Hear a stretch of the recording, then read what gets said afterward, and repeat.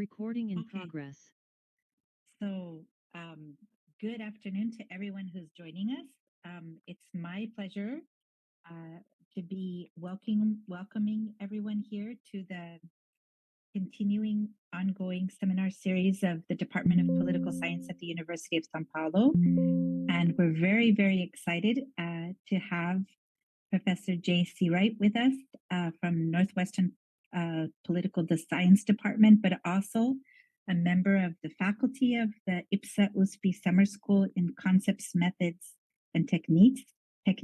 We're going to be hearing a really interesting discussion today on pluralism in more radical terrain, and I'm going to turn over now to Jaye. Right, thank you. So one of the things that we know about social science and political science right now is that we're living in the era of pluralism. So I have a sorry, to get us started, I have a kind of the beginning of a piece from this is an essay that was in PS Political Science by Jim Farr a couple of years ago, where he says methodological pluralism. He starts this out, and he has a quote from Arthur Danto, philosopher. He says, "The age of pluralism is upon us. It does not matter any longer what you do," which is what pluralism is. So Farr is kind of making this wry point that political science doesn't have the relevance maybe that it once had anymore. But that's okay, because we all get along with each other and the methodological wars are over. We're all nice and friendly. You can be qualitative, you can be quantitative. It's all pluralism. This ethos of pluralism is really strong in our discipline now. The old days when we had perestroika and there were wars between rational choice and other people, or quantitative and qualitative, this is kind of in the past. And yet, there's a question I have. In this era of pluralism, do we still have fights and boundaries? What are the challenging frontiers? What are the things that people say, well, maybe, I'm not sure? And I'm going to suggest that there still are some. There are methodological areas where people say, I'm not sure, this worries me. And to make this point, I'm going to show you a couple of them. So, for example, my good friend John Gearing wrote an essay a couple years back where he tried to be really clever and do an interpretation of interpretivism, and says, well, what is interpretivism even? And through this entire essay, he offers 9 different theories of what interpretivism might be, and sort of says, there really isn't a good definition. There's questions about whether there's too much of interpretivism out there. Maybe is interpretivism actually better than other social science? Do we need less interpretivism maybe? Interpretivism, it's kind of, I don't know, a problem, maybe. It's a little weird. Interpretivism, maybe this is the sort of, it's not a war, but it is a little bit of a fight, right? Interpretivism is something that makes people anxious. It's not the only thing.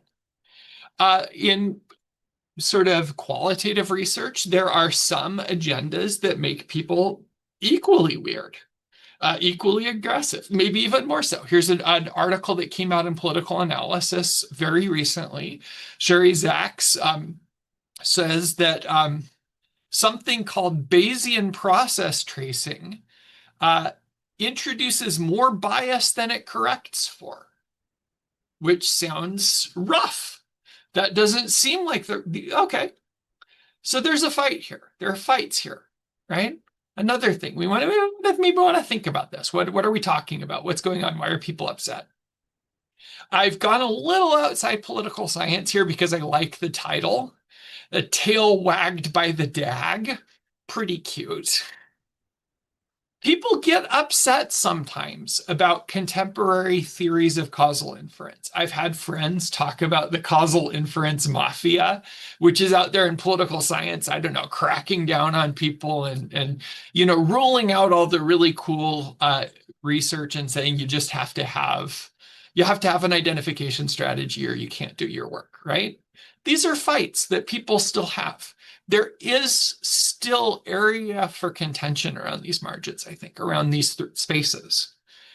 And if that's true, I guess it's worth asking a little bit why and what these fights are doing. How is it that first of all, how is it that we're having these fights? Can we find ways of bridging them, and do we want to? So that's really what I want to think about today. So what are these things that I've just pointed us at? What is going on behind them? Is there an epistemological conflict that's causing these tensions? And what does that even mean? This is kind of my agenda. I know this sounds abstract. I hope it will work and be interesting as we go forward. The way I'm going to approach this, I'm going to give a practical example as a kind of definition of each of these things, and then talk from the point of view of someone who does each of these kinds of work about what the epistemological commitments of each of them are, to try to see what kinds of things they're thinking about when they do their work, so that we can see where they're coming from and if that might be the basis for the fights that are going on. So we'll start with interpretivism here. So an example of a study from last year that's interpretivist is this piece by Lee, who in testing as the blind spot of nuclear non-use. So we have a lot of work in international relations about why nuclear weapons haven't been used since World War II, right? Is this because of deterrence or a cultural taboo or something like that? And Lee says, well, actually there's a mistake here, because if you talk to people on islands in the Pacific, they'll tell us that nuclear weapons have actually been used hundreds of times since World War II as tests. And the thing is, if you live on an island where a nuclear weapon gets tested, you probably don't care whether it was used in a conflict or not, because your island gets ruined either way.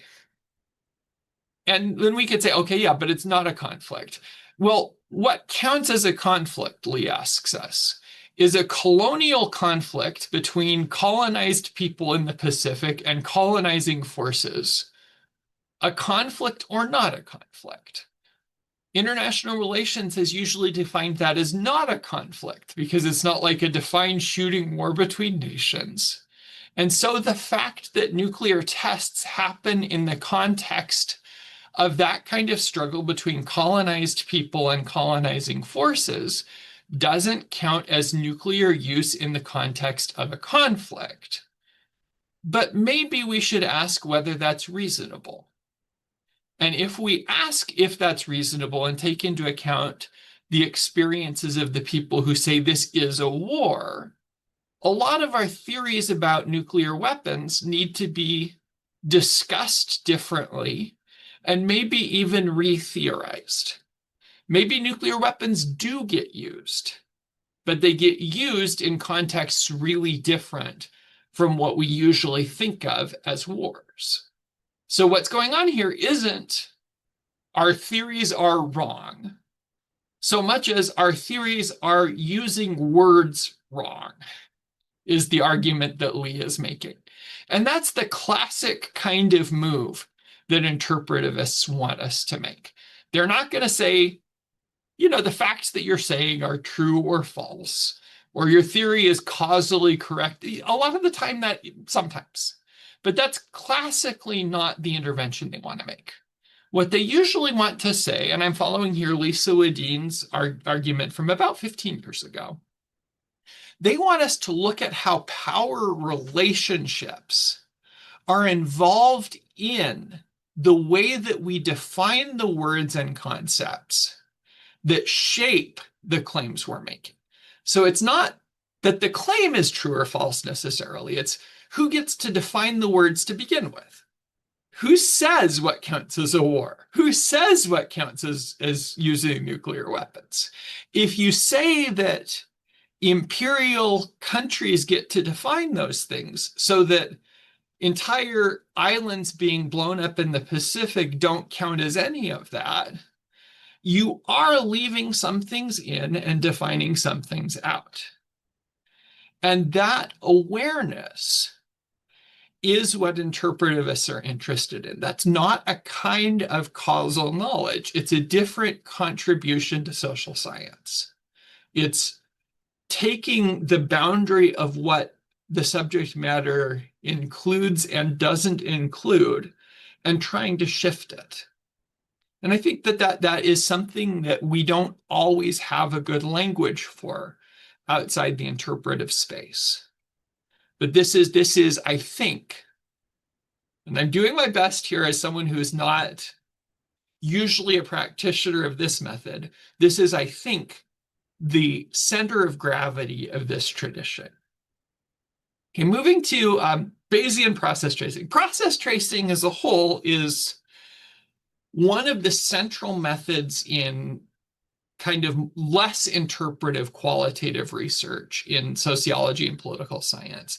This is the idea that if you have a theory, a causal theory of a phenomenon, you want to find evidence that you can use to test that theory. So you say, okay, I think that right-wing politicians get elected when external pressures destabilize the existing axis of competition within a political system.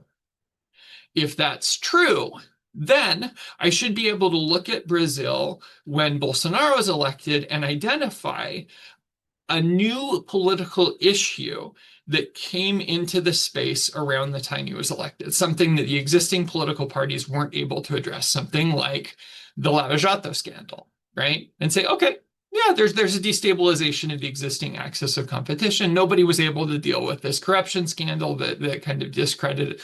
That's good.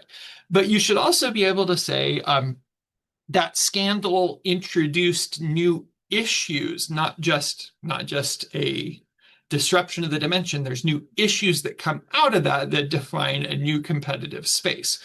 Bolsonaro should have agenda items that we could point to that are because of that. The way that Trump has, his agenda items for cracking down on immigrants in the US. And we'd want to go look for that. That's what a Bayesian, process tracing approach is. You want to take a theory, think through what the implications are, make a big list, and then go look for pieces of evidence to fit with that. I'm being very simple and schematic, but that's the idea. If you want a lot more information, talk to Derek Beach in January. His class is amazing. I'm not going to do the whole thing. That's the basic idea. The Bayesian version is an elaborate formalization of this, primarily by Tasha Fairfield and her husband and co-author, Derek Jarman, that's come out in recent years. So I have an example here that we'll look at, and then we'll hear some of the ideas. So Bayron Pass and Guillaume Fontaine have a version of this that's looking at policy innovation in Colombia. Okay, so I have the abstract, whatever, but here is the causal pathway that they're interested in. So they say there's a shift in the locus of authority. That's their trigger. The outcome is a policy innovation happens. This is a sort of an area of literature that I don't know that much about, so I'm not going to talk a ton about the argument, but the structure makes sense to me. That's what we're looking for here. And they have steps along the way where the policy network discredits the status quo, whatever. This is the kind of thing you want in process tracing, where you have a cause, you have intermediate steps you're looking for in an outcome. This is classically what we want. Where this gets to be Bayesian is that you have a whole bunch of stuff like this. I've got you a screenshot here of an entire page. We are not going to read this together, but you can see on the screen that they're talking about facts about things that happened in Colombia and saying that under a particular theory, this fact has probability 0.87, and this other fact has probability 0.57. And so, this ends up weighing in a certain way, and our posterior confidence for hypothesis such and such is 0.6. They do this for every single fact that they introduce in the argument for every single theory. Those of you who've read qualitative research before, this is not the way that it's always written, I'm going to say. This is maybe a little unusual, But this kind of formalization leads to the ability at the end of the paper to say, we end up with a likelihood ratio of such and such in favor of one hypothesis over the other. We're able to actually add all of the evidence across the whole case study together and give a final weight of the evidence that's a formal quantitative measure, almost like as if we'd done a regression or something, which I think is kind of interesting and kind of fun. There's a formality and a statistical structure to this that some qualitative people find off-putting and other people find exciting, that we can get here.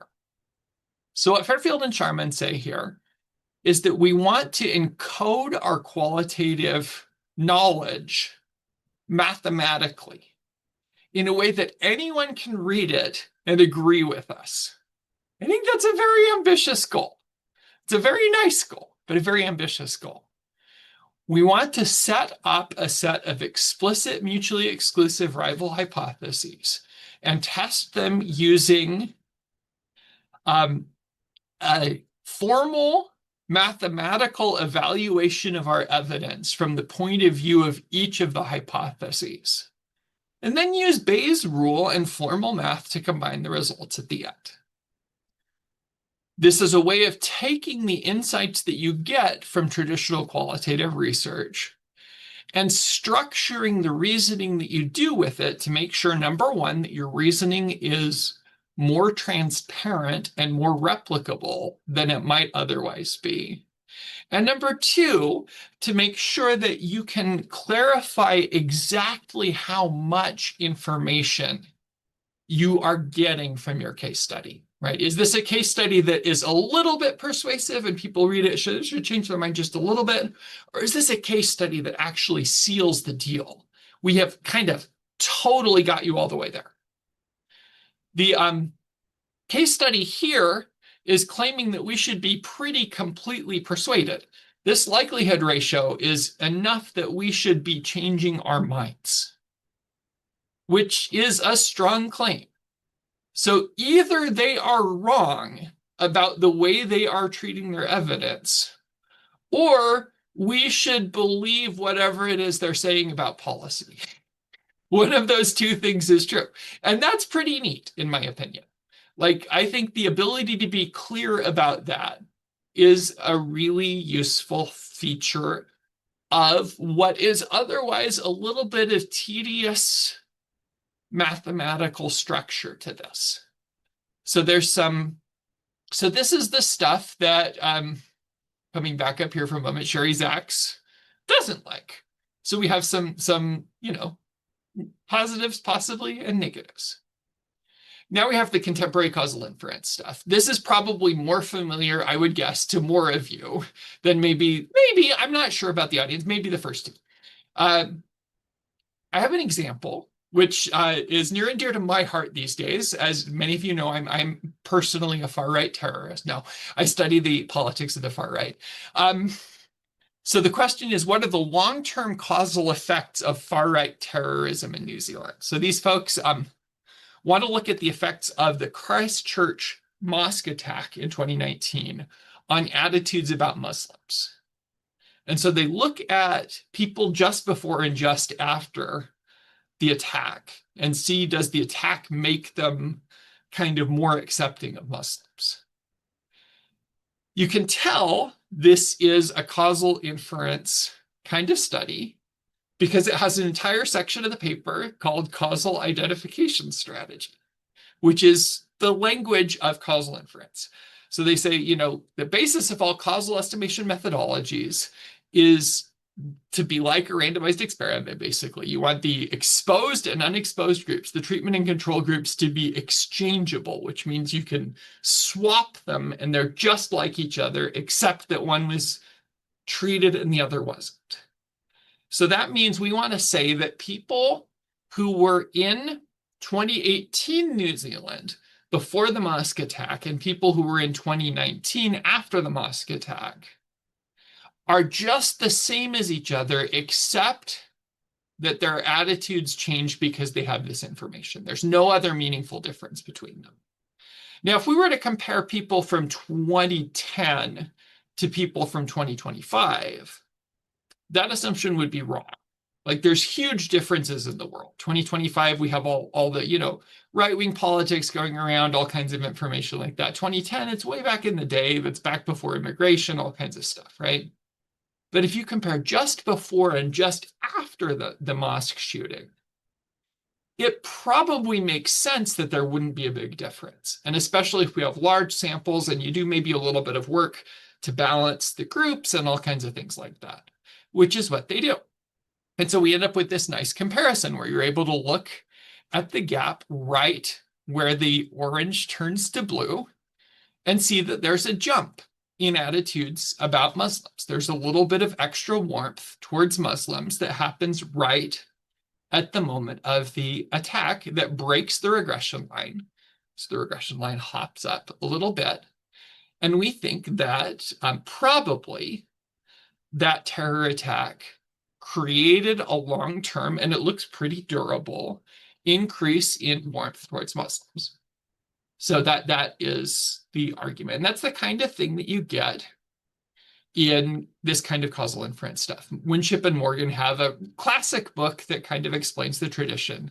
The basics of the framework here that we think of as causation as counterfactual manipulation, which is basically a way of saying it's an experiment. Everything, every study always is either a randomized experiment, a laboratory experiment, a field experiment, or it should have been. And so we try to clean it up to make it an experiment. Everything's always an experiment or a broken experiment. And we want to use statistics to fix the way it broke. That's what causal inference is in contemporary statistical research. So we use our statistical techniques to remove the ways that nature messed up our experiments and get back to the cleanest, best average treatment effect estimate. And that's all we ever do. That's it. There's really not a lot else to it. That's all. I mean, that's the world. The point I want to make, I have the slide. Are there epistemological tensions here? Are these three traditions the same? Clearly not, right? Each of these three things is doing hugely, remarkably, profoundly different things, to the point where, like, talking about things they have in common seems very difficult.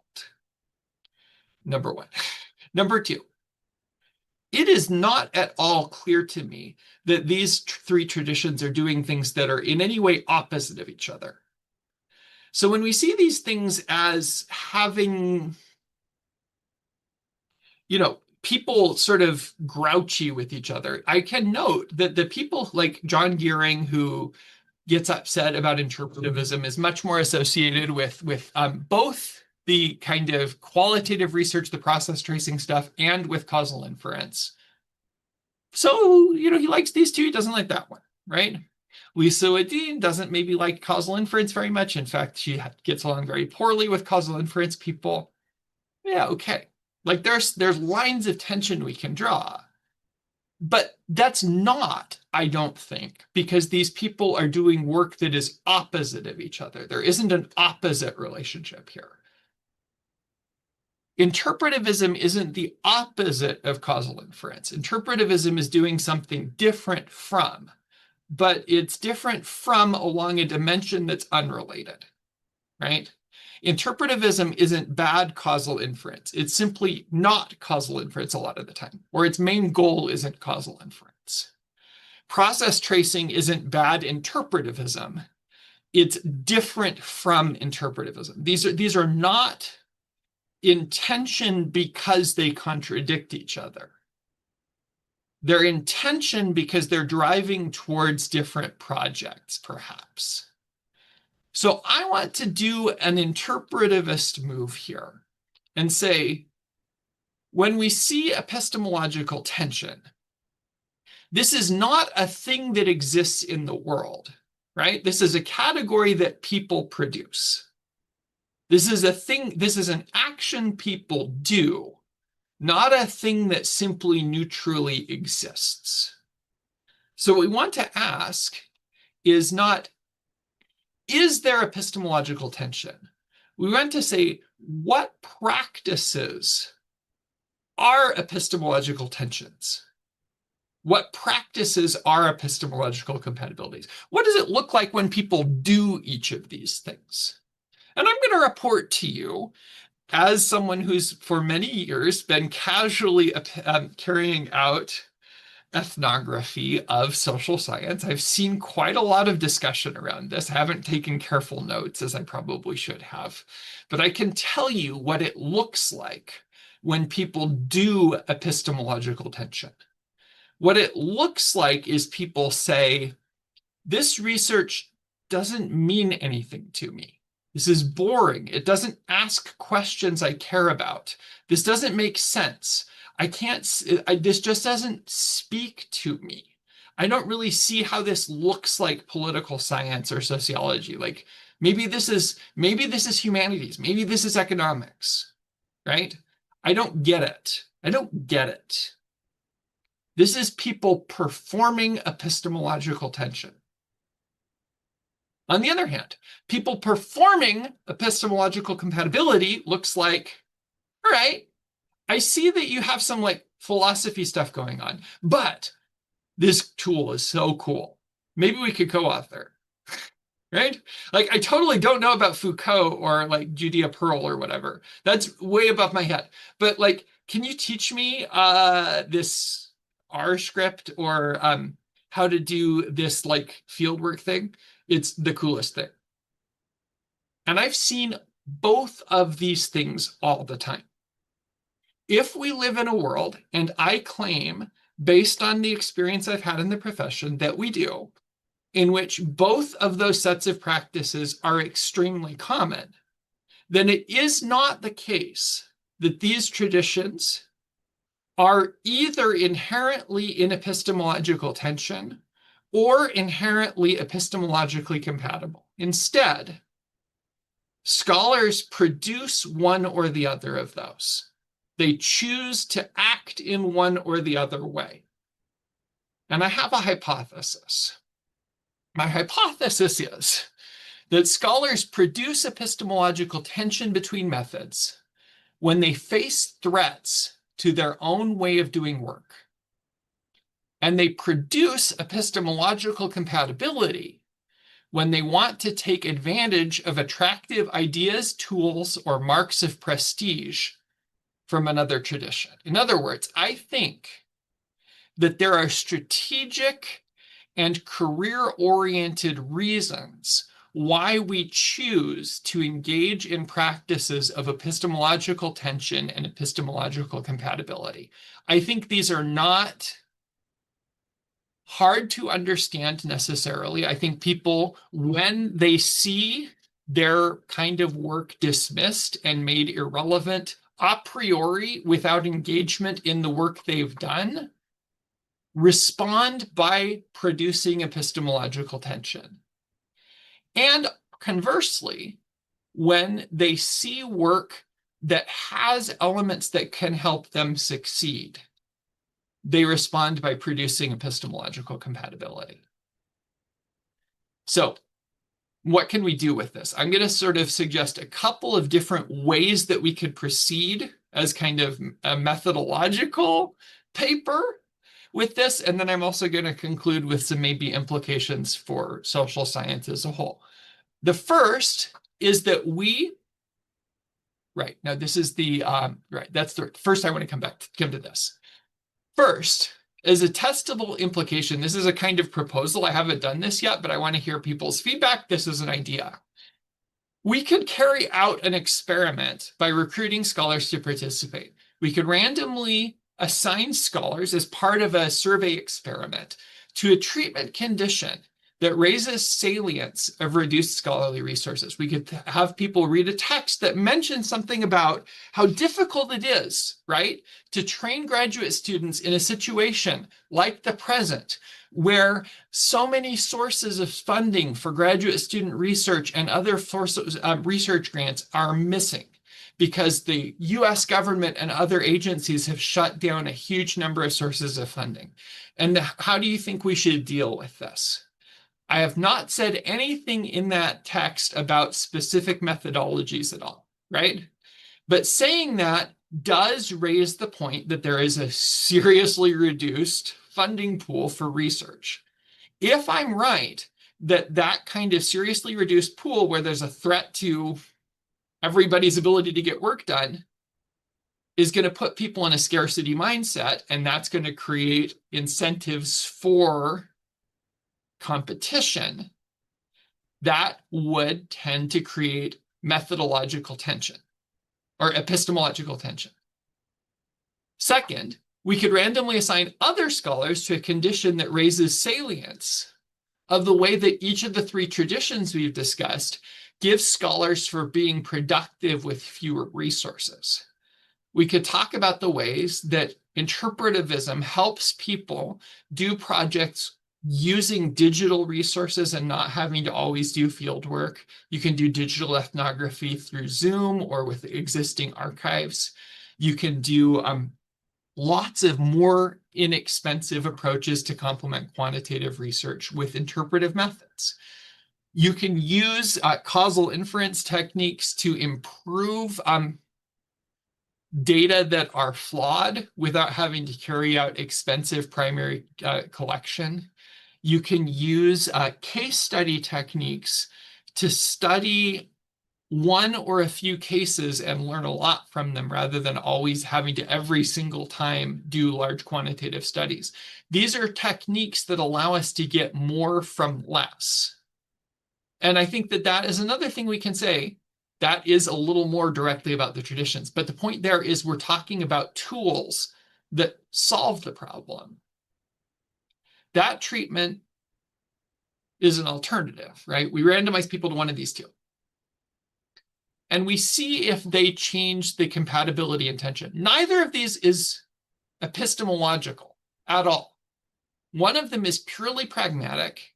The other one doesn't mention methods. And I want to ask, among other things, questions about, are there epistemological contradictions between these methods at the end? Not the only thing, because then it gives away what the thing is, but among others. My hunch is that this second condition will increase people's sense of epistemological compatibility and reduce epistemological tension. The first condition will do the opposite, even though neither of them is about epistemology, because I believe that our epistemological views are a little bit more sort of scientific politics than we often think. So that's one of the things that I think we can kind of potentially do as methodologists, is some of this kind of sociology of science work. A second thing we can do is actually demonstrate work that combines these tools and doesn't run into problems. As a pragmatist, this is always attractive to me. If you can show people that you can do things, that is a way of answering epistemological problems. So I want to quickly show you, just for kicks, an example of work that I've done recently with a graduate student that does a little bit of, I'm not as strongly the causal inference stuff. It's a little more data science than causal inference, but the other two traditions are present here. This is a project about how US women navigate the far right in the US, which we're calling overtly misogynistic, which I think is probably true.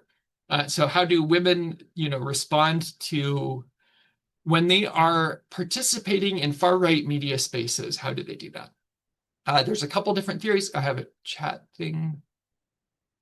Oh, right, great. Yeah, I'll be done in just a few minutes. Yeah, thank you. Right. No, you're doing great. I'm just Okay. letting everyone know to get ready. No, perfect. This is exciting, and we're going to jump in. Good. So you're when good. women participate, you're all good. Yeah, when women participate, we have a couple theories that we want to test about how they participate. One is that women might do kind of a proto-feminist, and I'm going to say proto-feminist because these are far-right women in a far-right space thing, and attempt to advance outcomes for other women. They could undermine the sexism of the space by creating space for women to run for politics. They could create space for women to get outside the home. They could talk about how women are actually better than you think, talk women up. The other thing that could happen is that they could engage in sexist rhetoric, play into traditional gender roles, and other things that fit with the sexist expectations of the space in order to potentially advance their personal career. These are both, I think, reasonable expectations. It's not totally clear. You could potentially even do both in some ways. What we want to do to figure this out is look at, we use a data science workflow to gather transcripts of women's participation in podcasts on the Alex Jones network and a set of other far-right networks in the US, and compare women to men based on kind of gender performance in their voice in terms of the topics that they discuss and the way they discuss those topics. And then we have some case studies to look in depth into that. And I'll get into the case studies in just a moment. I have some really blurry, unfortunately, photos of some of the modeling that we did on this. So one of them is we have that women turn out to talk way more about COVID and vaccine conspiracies compared to men. So women are out there talking about how they as mothers really need to protect their kids' health from the dangers of the COVID vaccine and the autism that you can get from it. So that makes sense. I mean, health and mothering and nurturing is a female gender stereotype, and that plays in completely. This fits with the kind of sexist role performance expectation. A second one that is a little more complicated is that there's a topic in our modeling that has to do with parenting and gender in schools. And this one women talk about more than men. So what is this? Well, we look into this, and this is almost entirely about protecting children from the threats of the LGBTQ movement. You have to protect children from, as mothers, protect children from the danger of LGBTQ people and the LGBTQ agenda. And this is a topic that's very prevalent on the far right in the US. So how do mothers do this? It turns out I read every topic in our data that had to do with this mothering and LGBTQ whatever thing. The topic changed over time. The mothering topic changed over time. Earlier on in our data, women on the far right in our data were talking about how they needed to be at home with their children to keep them safe from the threats of queer people. That they really needed to be present in the home to provide a strong foundation of, cis-het Christian faith. But over time, this evolved into an outward-facing activist vision of motherhood. So towards the end of our data, for example, we have a representative of an activist group talking about how women need to get out into the community. They need to join their school board. They need to run for city council. They need to get involved in the board meetings of the library. They need to be present in public as mothers to defeat the LGBTQ agenda. Mothering is a public, outward-facing vision towards the end of this space. These women are redefining the category of mothering. The word doesn't change, but the meaning connected to the word changes. The threat also doesn't change. It's still queer people, right? But the way you react to that threat fundamentally changes. Women are supposed to campaign out in the community alongside men and in professional political roles to fight back against the LGBTQ threat. So there is a way that these women are redefining the meaning of a category to expand the space they can occupy, which I think is really interesting because we're seeing a split between the two theories here. They're fitting within a gendered expectation and also transforming it to create opportunity. Both things happening at once. Okay, I'm going to skip this one. And our case studies we wanted to use to try to explore how these things work in specific instances.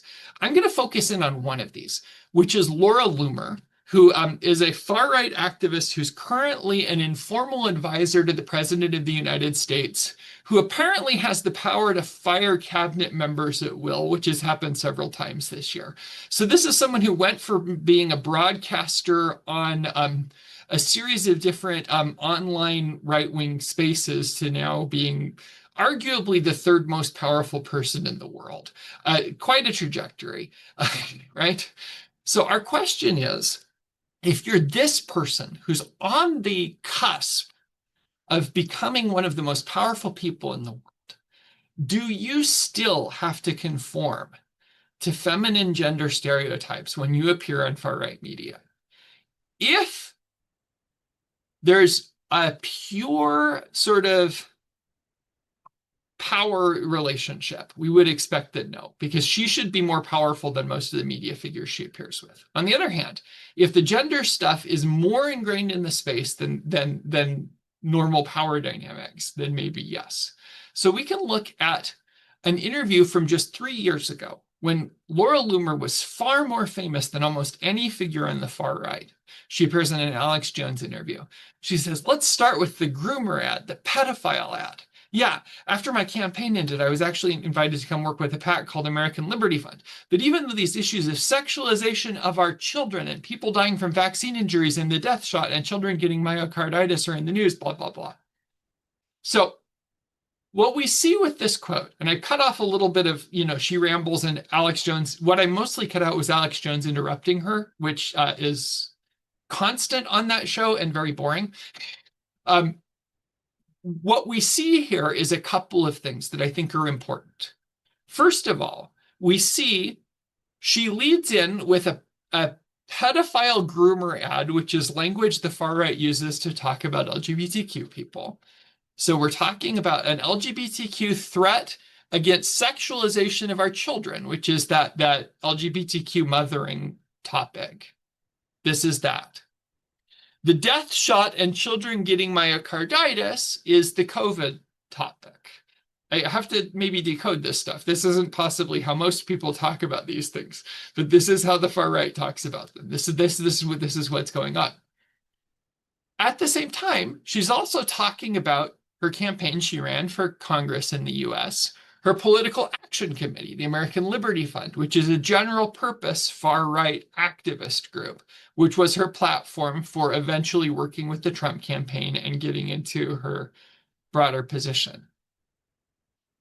The thing we would want to do here, if we were to be Bayesian process tracers, is break apart this statement into pieces and ask ourselves, if Laura Loomer was purely acting as a just embodiment of feminine gender roles, how likely is each piece, right? The pieces where she's saying groomer ad, pedophile ad, sexualization, vaccine injury, myocarditis, those pieces are very likely under that theory. Like I don't know, do we say 0.8, 0.9, 0.7? The specific numbers are hard. You would have to give a specific number. I'm going to skip it, but we're supposed to. The part where she talks about her campaign and her political action committee are much less likely. On the other hand, if she is using the gender stuff as a platform for pivoting to personal ambition, the combination of gender stuff and the platform things, that juxtaposition is very likely. So the combination of the data as a whole fits very, very well with the theory that the gendered behavior is being used strategically to build her platform, and only medium well with the theory that she is a sort of pure representative of gendered norms and doesn't sort of have an agenda of advancing her own interests. So I think that we could take this and say, well, no, this piece of evidence fits one of those two theories much better than the other.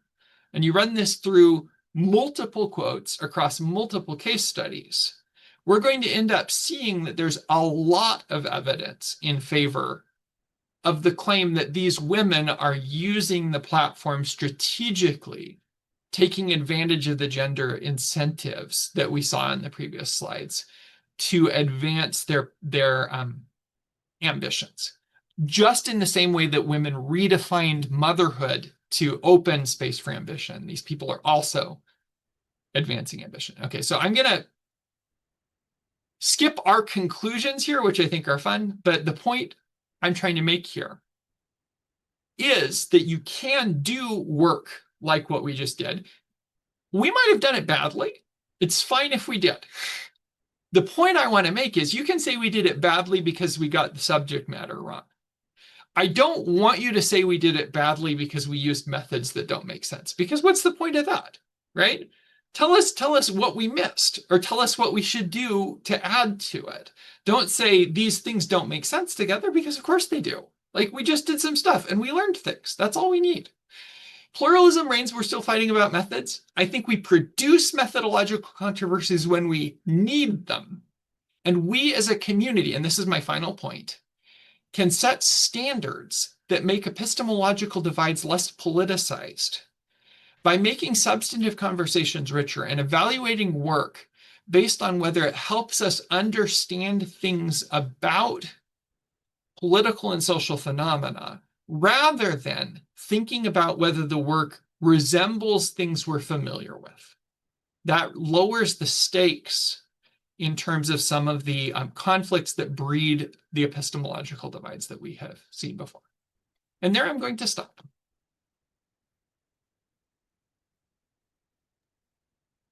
Okay, this is an exciting place to stop to start the conversation. So as I sent in the chat to remind everyone, there's 2 ways to participate. And this is the department's seminar. So we really want students to speak first and to speak up and to raise questions and discuss. So what I want to invite is, there's a chat. You can send your question. There's different ways to participate, but you can raise your hand. You can put yourself in the chat and write your question. I know we're online, as we were talking about in the beginning. We don't want it to be just me reading the questions. We really would like to give your voice and for you to ask questions. And I think also in the transparency, since we are in Brazil and we're trying to be fluid, if you want to ask the question in Portuguese and I translate, that's fine too. We want to invite everyone to ask questions. I think maybe just because for everyone that's listening to what you're speaking about, and I think to get us started as people are writing questions, I think one of the things that's very interesting that you're talking about is something that there is a intimacy between talking about methods and pluralism of methods and the training that students are undertaking when you train in a field, and how that changes over time and generationally. And so I think one of the things maybe Jaye, sorry, to start the conversation to think about is what when you're in this implication of this discussion you're laying out of this argument, I'm thinking about another testable implication has to do with generationally, or where we are in the process, and especially thinking about, as we think about, am I a student, am I a professor, how many papers have I published, when do I choose this what we're talking about? Are we polarizing methods because we need to kind of move up the ladder, or are we polarizing methods because we're trying to keep as kind of like a gatekeeping? And I think what you were talking about when we talked about the examples about thinking about in moving outside of methods and thinking about the examples you were talking about with gender is the same thing, is that how are we using this? When do we operationalize or choose to operationalize conflict is very strategic in the trajectory of where we are in our careers. And I think this is important to talk about, especially since we have students, because sometimes what happens is students come in, they're very young inside of a field, very vulnerable to training with a specific method, and being convinced that there's a right, a supreme way to do this type of research by someone who's more senior, who's more powerful, or vice versa, or that what they were convinced that was right is wrong. So I think maybe to start, before people ask questions, maybe if you want to comment about, to talk a little bit about this, what we're talking about, how does this fit in with what how you're seeing this evolve, this issue of, are we becoming more conflictive over time, and do we need to kind of impose this conflict, or should we finding kind of more commonalities? Does that have to do with where we are in our academic training? Yes. So I don't have the best data on whether we're becoming more, but my strong sense is that social science as a whole is becoming less conflictual around methods over time. That there are areas where there's still conflict, but that the overall intensity and degree of conflict is a lot less than it used to be. A lot of the divides that used to exist, where people used to fight to prevent rational choice folks from getting hired in departments, or try to establish rational choice only departments or experiments only departments or things like that. And as far as I can tell, none of that stuff really happens very much anymore. Like, everybody seems to be kind of okay with the idea that departments are going to have different kinds of people, and conferences are going to maybe have different kinds of people, and it's just that way. And there are frictions that exist, but it's at generally speaking, lower level than it used to be. But I think the question around sort of, different points in careers, I think is really interesting. I think it's interesting to think about how you should think about this as you move through your career. What I recommend for graduate students is, if you want to be a person who loves methods and learns a ton of them, graduate school is a great time to do that. I can't think of anyone who just loves methods for their own sake. That's a hard person. No, I'm kidding. I'm that person, but not everybody is that person, I recognize. So if you are that person like me, then go crazy in grad school. It's a wonderful time for that. But if you're not that person, you just have like one or two things that you love and you want to be great at that and then do your work, that's fine. But the thing I want to say is, you can market yourself because you're wonderful at that, without having to say that this is the right and best and only way to do social science. You just need to show us how you can help us learn things. That's all. That's it. People will be excited to talk to you because you can show us cool answers to questions. You don't have to denigrate other ways of doing work. And in fact, you build bridges when you don't. Like, you build bridges when you're an enthusiastic and curious listener to other people. And that's the way that I want to encourage people to think about this. That's awesome. Okay, so we are starting to get questions and comments. Vinicius, I don't know if, because we first go with students. So Vinicius, I don't know if you want to speak your question or you want me to answer your question, but I'm gonna, if you can, I'm gonna just try to see if I can navigate this correctly, to try to see if I can give Vinicius his voice. Vinicius, are you allowed? You can talk? Yes? Vinicius, do you want to ask your question, or do you prefer for me to read it? Hello, Professor.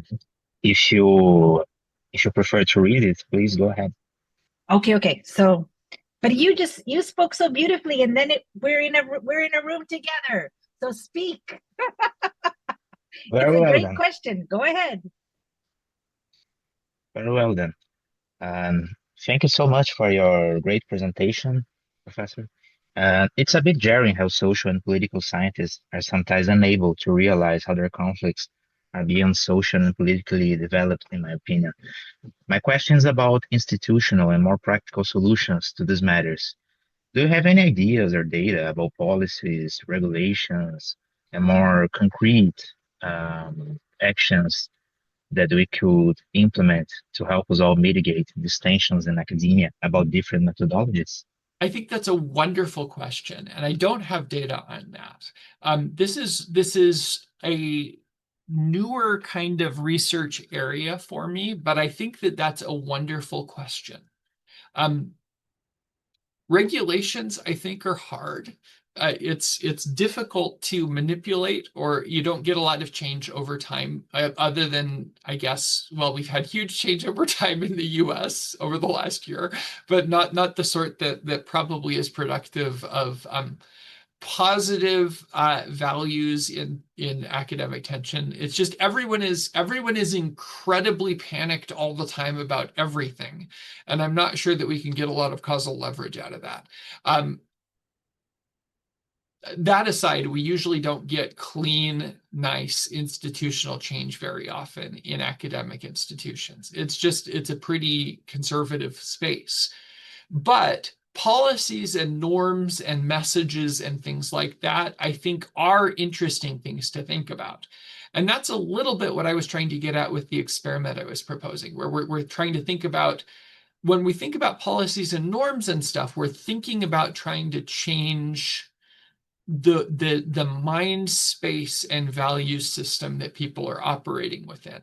And so the messages I was priming in that experiment were trying to get at some of that. I would love to think about other ways of doing things like that. And I would love for other people to think about this. This kind of sociology of science stuff is one of the areas of methodology that I think is underserved and deserves more attention. So I encourage people to do this kind of stuff.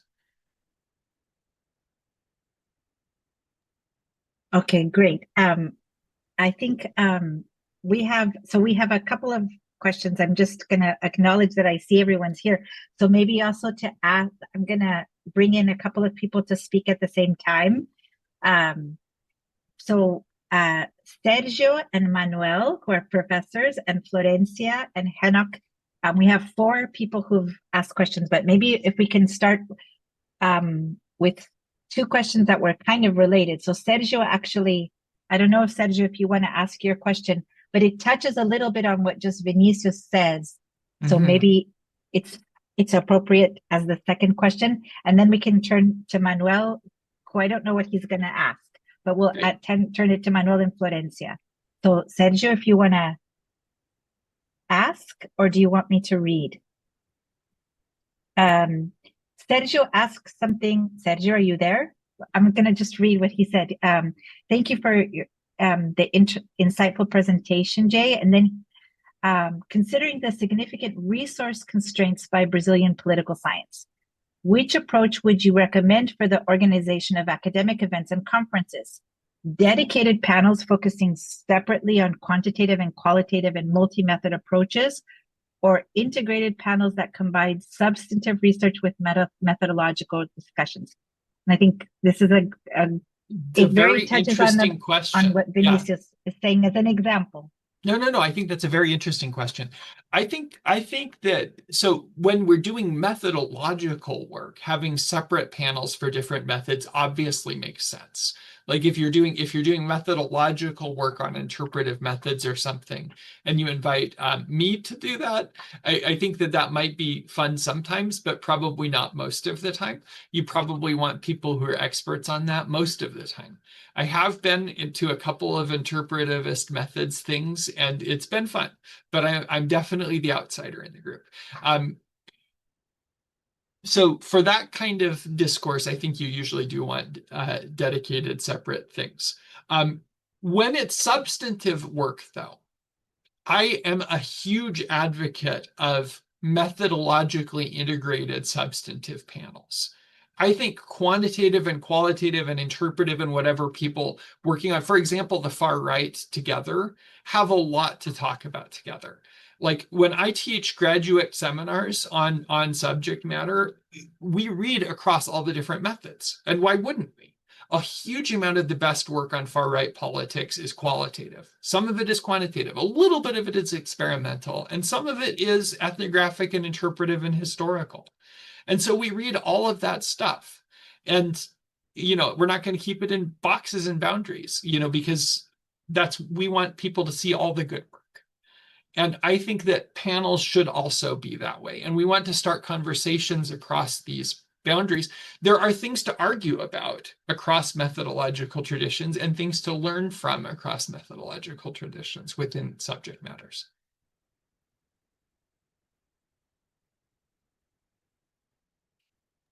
We're going to move to Manuel. I don't know if, Yeah. Manuel, you have your microphone open. So Yeah. Thank you. Hi, Jay. Hi. Very nice to have you back at our department, at least online. Yes, I'm very happy to be here. Yeah. Great presentation. It would be I wrote a paper that is under review that is discussing, that is arguing that there is compatibility between causal inference and Bayesian process tracing. And when I read your chapter that you shared with us, I was thinking, oh my God, I should have read this before. It would help me. But maybe I can include when answering to the reviewers. But I'll go to And my maybe I should quote your paper in the chapter. It hasn't quite come out yet. So. Okay, I'll share with you. Good. I have a feedback for your survey experiment and a question. Okay. So first the feedback, since you asked. I was thinking that for condition 2 of the treatment, maybe it would be important to talk about how using different traditions together would be accepted for publication, right? Because that's a concern. So I think it would increase the strength of the treatment if you talk not only about being productive, but also being able to publish it.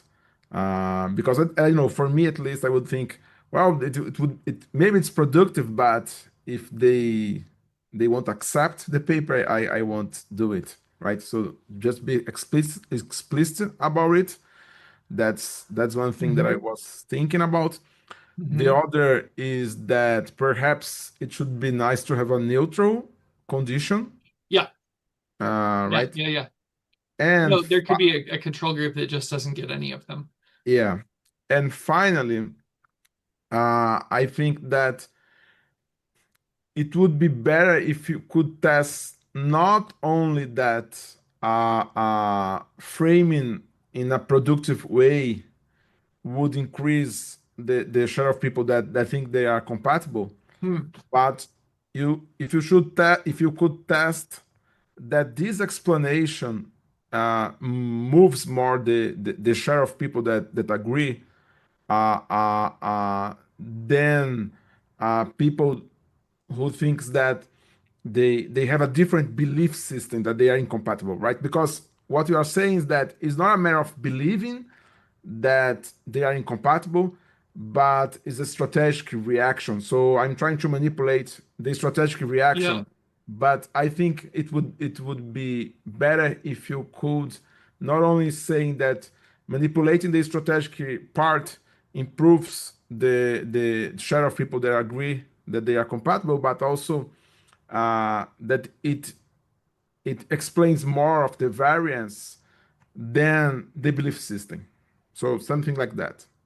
So the possibly most upsetting thing about what I think I'm saying is that I think that the belief system is actually also strategic. I think that probably when we're feeling like there's an epistemological divide, we believe that. And when we're feeling like they're compatible, we believe that. I think that we, even as academics, just like everyone else, rationalize our beliefs, and that we do that in this space too. So I probably am going in a direction here where I think that it's like a political psychology kind of argument. And we probably, in my opinion, have beliefs here that are not necessarily strategic in the sense of like we're openly choosing them, but like affected by incentives, right? Okay, motivated reasoning. Yeah, Okay. that's it. Okay, That's it. okay, yeah, it makes sense. Okay, so Yeah. those were my feedbacks, and now my Thank question. you. I really appreciate that. Thank you. You're welcome. So when you were discussing applying Bayesian process tracing, you gave an example, and you talk about a text, and this is a piece of evidence, and this is a piece of evidence, and this is another piece of evidence. Yes. And so my question is, how do you determine or distinguish when something is a different piece of evidence or when it's a single piece of evidence? Oh, I love it. If you can So, just yeah, discuss this a little bit, I would appreciate. Thank you very much. sure. Yeah, according to Fairfield and Sharman, this is not a high stakes question. So you can kind of decide on your own. If we were to take that quote that I looked at and regard the whole thing as one piece of evidence, then it's a big, important piece of evidence. If we're to split it into 7 or 8 pieces of evidence, then each of them is smaller and will have less weight than the whole thing. But if we do it carefully and work through it appropriately, we should, in the end, according to them, get the same basic answer either way. So the boundaries between pieces of evidence can be kind of fuzzy and ambiguous, and it's supposedly not going to matter that much. I'm not sure if that's true, but that's the official story in that tradition, is that you get to choose and it doesn't really matter. I don't know if that's right, but that is what they said.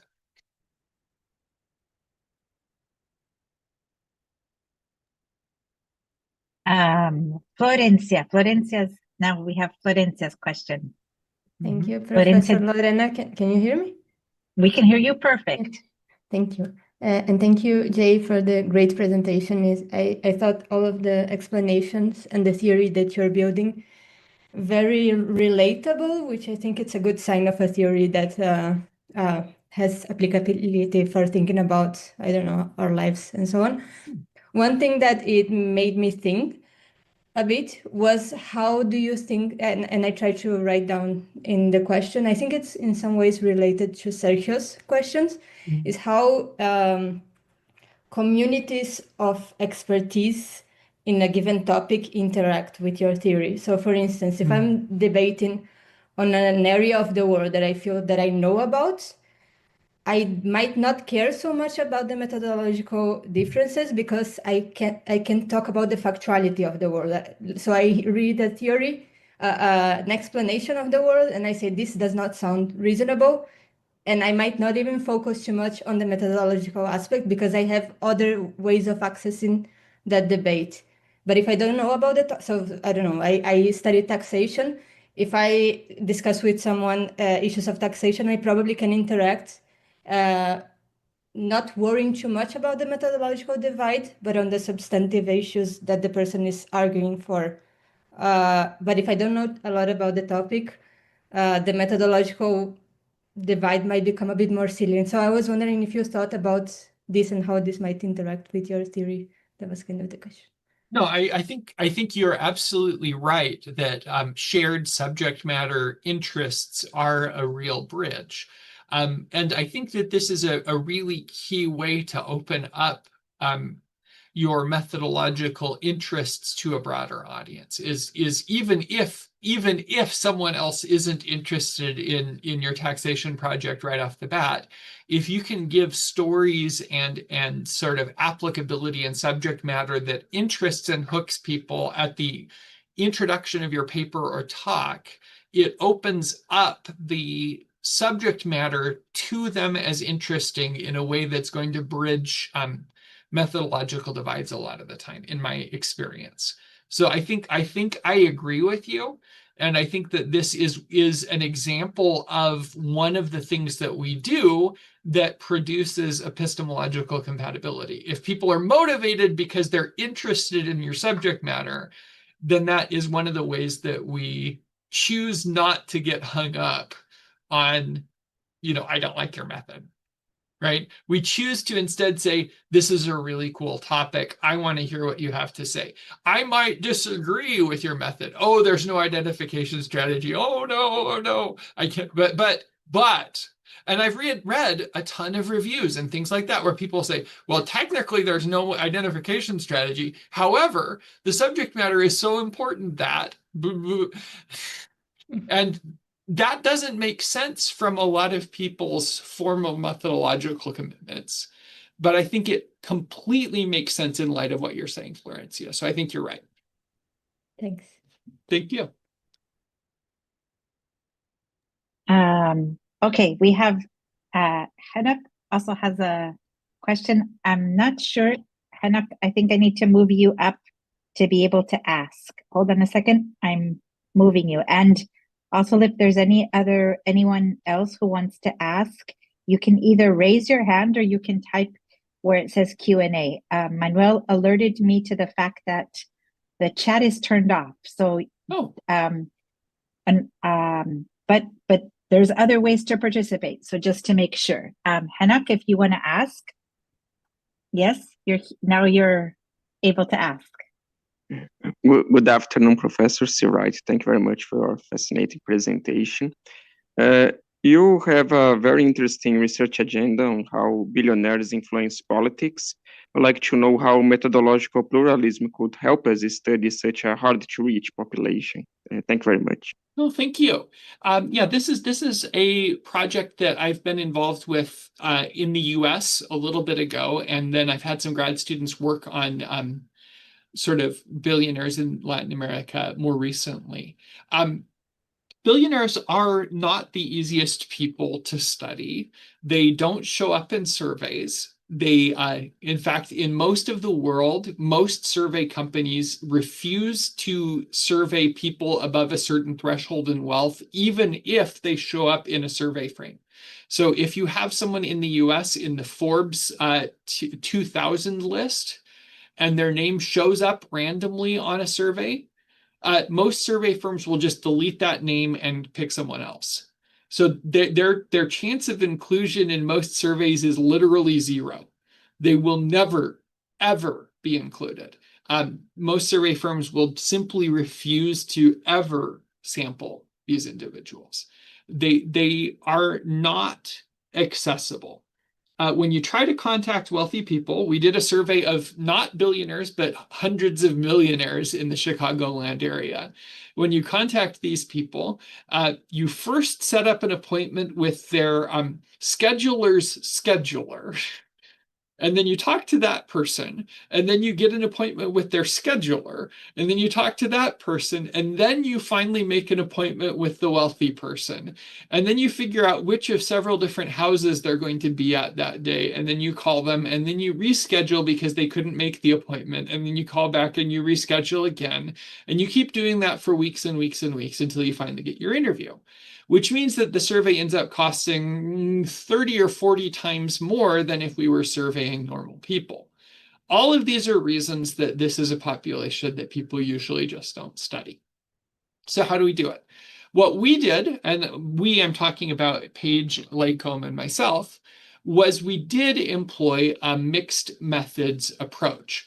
We used qualitative research, data science, and traditional quantitative methods together to build a combination of web scraping, process tracing, and just regression to gather information on the views of these people. So we ended up coming up with, through qualitative research, a list of search terms that captured the most relevant things to get on sort of Social Security and a bunch of other things to do Google searches that were the right terminology for billionaires to get them, that they use, what's their vocabulary? When billionaires talk about Social Security and welfare benefits, what words do they use? We had to do the research to capture that language space.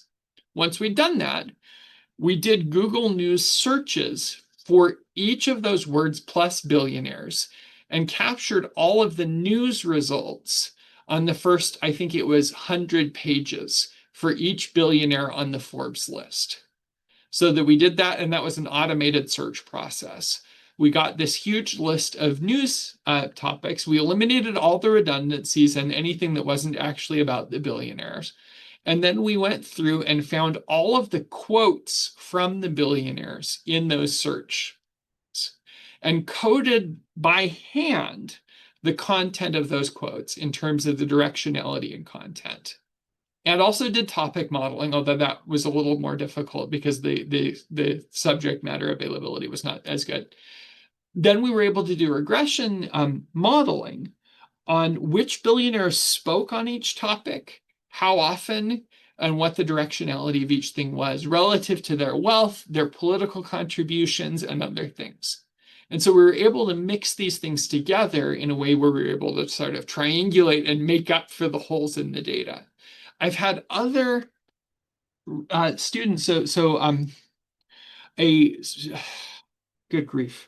Recent student of mine who's an amazing student who's now an assistant professor at University of Chicago, whose name is blanking on me, and this really sucks, did an amazing project where she interviewed a bunch of the wealthiest people in Mexico, Uruguay, and Honduras through the internet, through Zoom during the pandemic, and also carried out a survey experiment on Latin American business school students to understand their attitudes around taxation and inequality.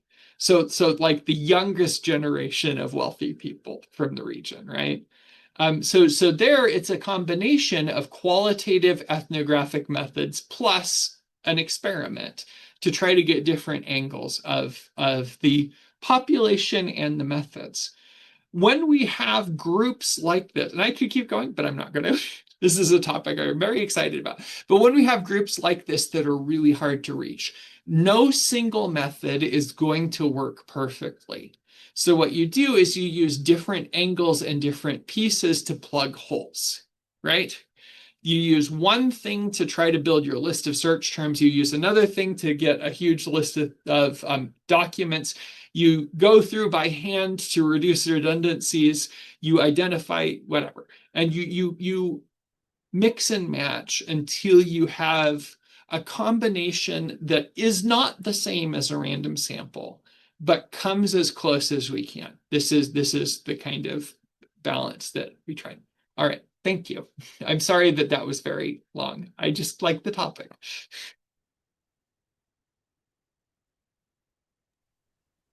No.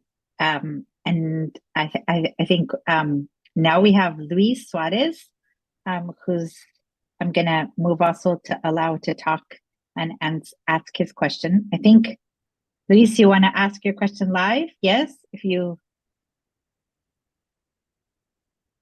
Luis, can you hear us?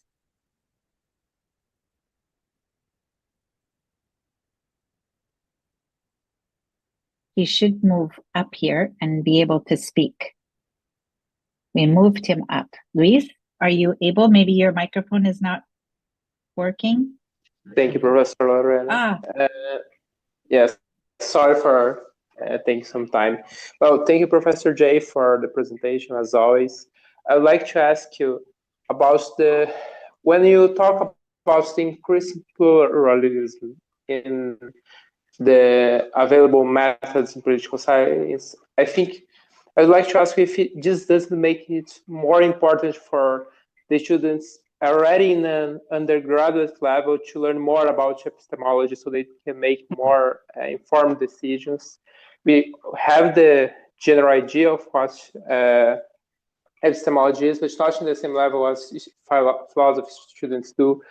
And I think in this new context, I think exchanging the current way of teaching that's focused on methodological tools for deeper understanding people, especially for the people to be able to differentiate from what are new epistemologies and methodologies and what are just bad epistemology. So I'd like to hear your thoughts on that. Okay. No, I mean, first of all, yes, thank you. This is a great question. I do think that there are always challenges with curriculum. When we're thinking about undergraduates, we only have them for a certain amount of time, and we have to think about how we're going to spend the time. I think that when we have an undergraduate methods course, methodology is epistemology. It just is.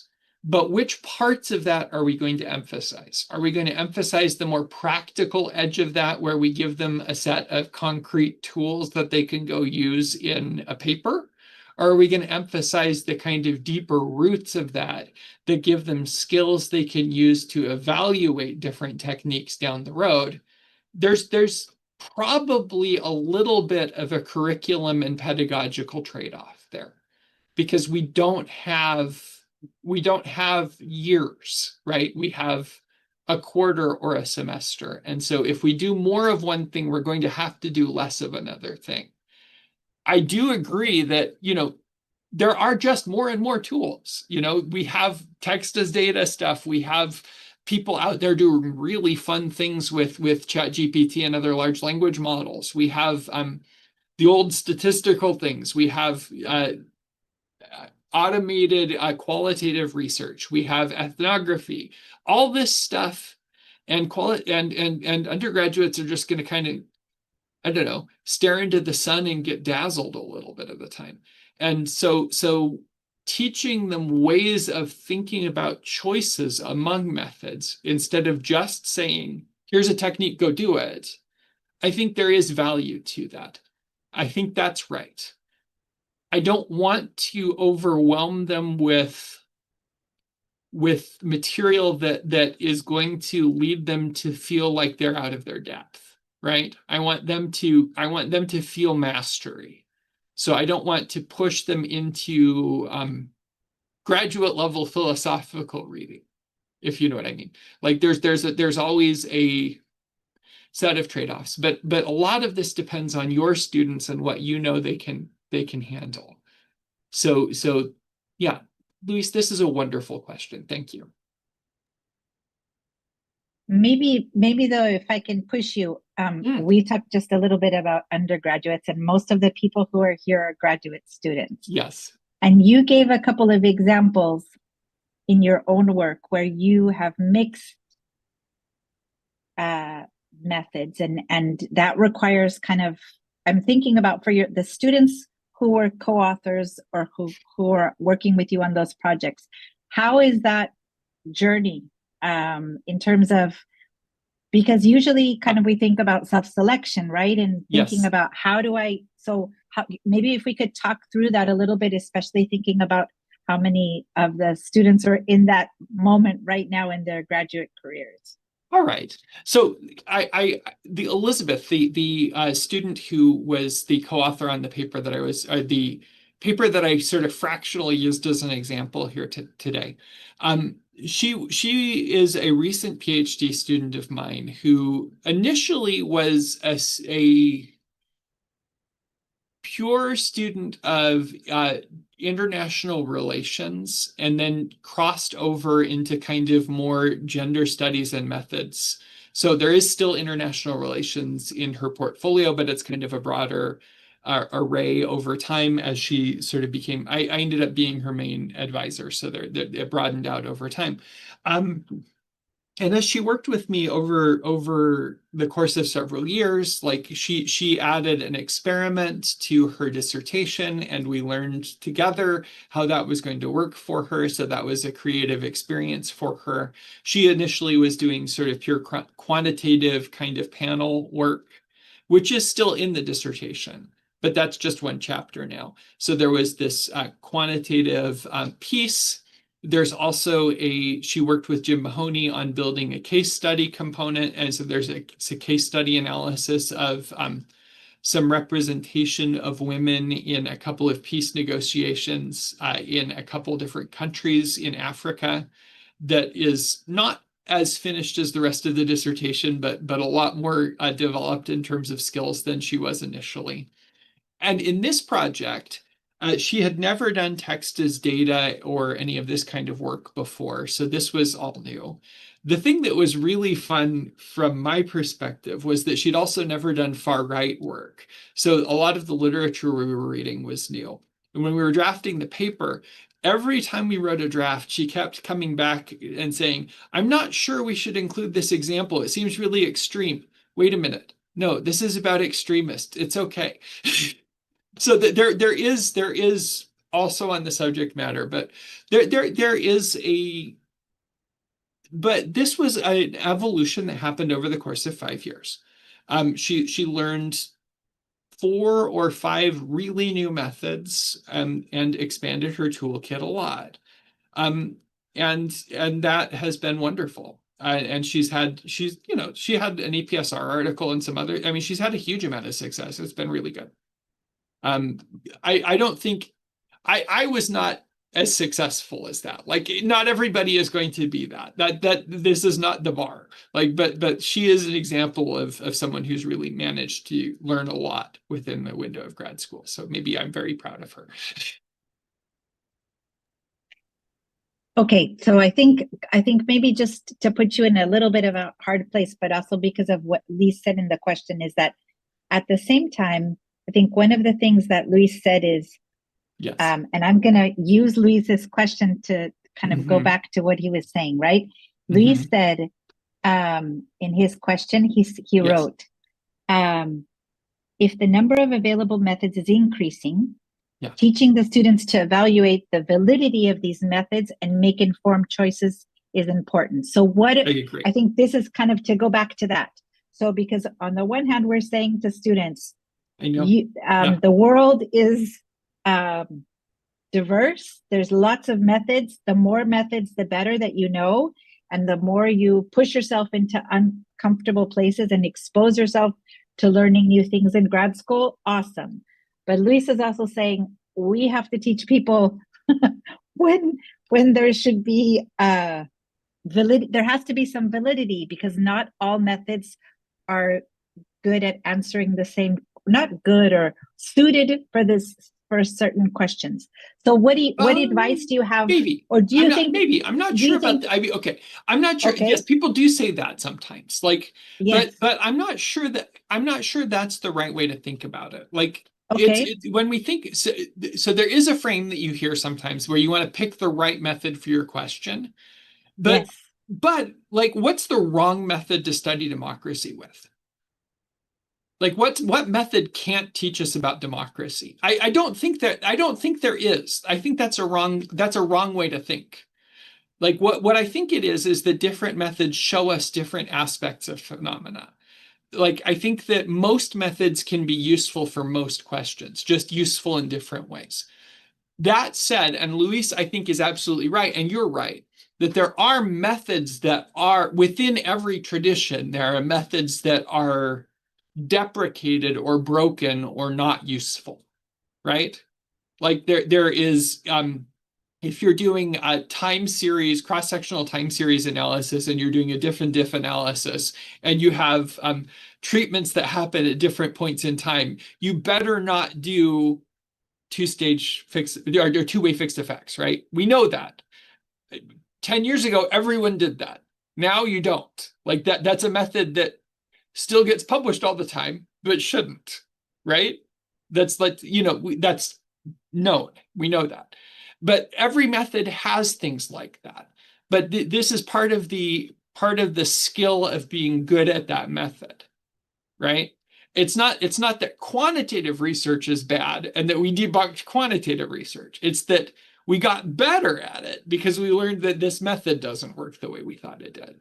And the same thing happens like with interview research. A wonderful scholar who, Liane Fuji, has this great book about interview research where she talks about there are ways of talking to people that can lead them to sort of deceive you and lead them not to, and gives examples where people have done, she herself, but also others have done interviews that prime people to be deceptive. And this is a thing that can happen in ethnographic interview research if you establish a relationship in the wrong way.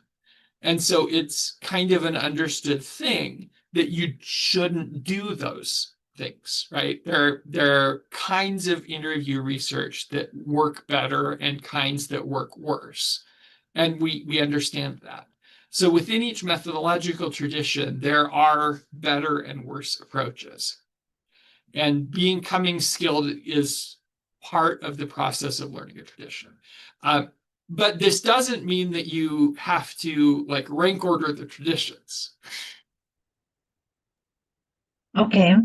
So I think that was helpful because in Luisa's question was this thing of validity. Yes. So, and you want to be clear on your point is more that we have to be careful with that supposition. Well, see, because I mean, I think when we're thinking about, for example, interpretive research, interpretive research has goals that are valid, and I'm going to use valid in quotes, in a different way than causal inferential research, right? The validity that they're reaching for isn't the same. Like interpretive research maybe wants to present an understanding of how people create meaning, or it wants to make a point about the way that power is being exercised or something. And those are goals that can be valid or invalid in some way. Like you can make a point wrong or you can make it badly, but you're not making a point that's like statistically biased. It's different. It's not the same. And so you know, we don't have the same metrics and same comparisons across these methods. And then if the validity is different, should those Yes. methods be combined to be plural? I mean, guess you to don't push combine them, you don't combine them head to head, right? Okay. We're not going to do the same things with them. And this is one in the example that I gave today when I was talking about the motherhood part, the way that the concept of motherhood changed over time, I was doing there an interpretive move. I was looking at the data to try to understand the way that women in the data are constructing the meaning of motherhood. I didn't then go and change the coefficients in the model because of that, right? Those two things are not epistemologically equivalent. But I think our understanding of the subject matter as a whole increases because we do both of them. And that is the goal. It's not that we, you see what I mean? Yes. I'm just pushing you so No, of course. we're very explicit about what you're trying to say. Yeah. Yes. Well, great. We kind of at the end of the questions, but also we're at 7:00 and classes start in the evening for some faculty and for students. Okay. So I'm good with this. I'm gonna thank you very, very much. And I think it was a very rich discussion, and we really, really look forward to having you back in Brazil soon. So thank you very much, Jay. Have a wonderful rest of the day, and thank you to everyone for joining us and participating in the conversation and dialogue. And do more methods. Thank you, everyone. Okay. Bye-bye.